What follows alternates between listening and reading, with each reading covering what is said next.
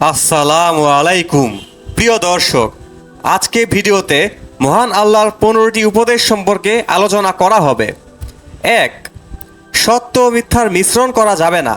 ইরশাদ হয়েছে, তোমরা সত্যকে মিথ্যার সঙ্গে মিশ্রিত করো না এবং জেনে শুনে সত্য গোপন করো না। সূরা বাকারা আয়াত 42। 2. সৎ কাজ নিজে করে অন্যকে করতে বলো। ইরশাদ হয়েছে, তোমরা কি মানুষকে সৎকর্মের নির্দেশ দাও আর নিজেদের বিস্মৃত হও। সূরা বাকারা আয়াত 44। 3. বিবাদে লিপ্ত হইও না। ইরশাদ হয়েছে, দুষ্কৃতকারী রূপে পৃথিবীতে নৈরাজ্য সৃষ্টি করো না।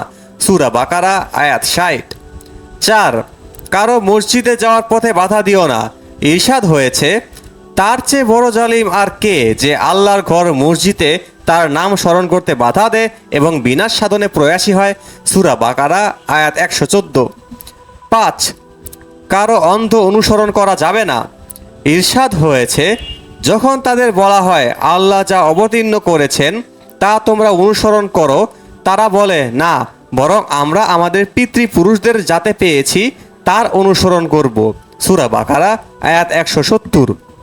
6. প্রতিশ্রুতি ভঙ্গ করো না।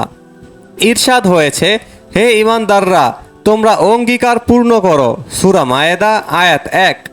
7. অন্যায়ভাবে কারো সম্পদ ভোগ করবে না। ইরশাদ হয়েছে, তোমরা নিজেদের মধ্যে একে অন্যের অর্থ সম্পদ অন্যায়ভাবে গ্রাস করো না। সূরা বাকারা আয়াত 188। 8. সীমা লঙ্ঘন করা যাবে না।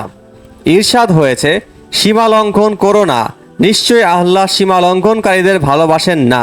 সূরা বাকারা আয়াত 190। 9. আল্লাহর পথে ব্যয় করো।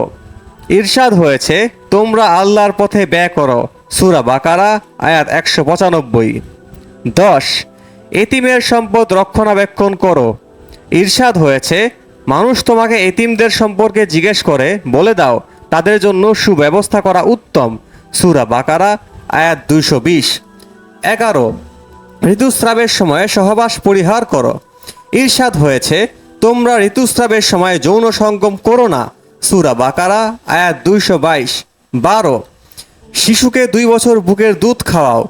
ইরশাদ হয়েছে, শিশুকে পূর্ণ 2 বছর দুধ পান করাও। সূরা বাকারা আয়াত 230। 13. সৎ শাসক নির্বাচন করো। ইরশাদ হয়েছে, সৎ গুণ থেকে শাসক নির্বাচন করো। সূরা বাকারা আয়াত 247। 14. ধর্ম নিয়ে বাড়াবাড়ি নয়। ইরশাদ হয়েছে, দিনের ব্যাপারে কোনো জবরদস্তি নেই। সূরা বাকারা আয়াত 256। 15. মানুষের নিঃস্বার্থ উপকার করো। ইরশাদ হয়েছে, প্রতিদান কামনা করে দান বিনষ্ট করো না। সূরা বাকারা আয়াত 264।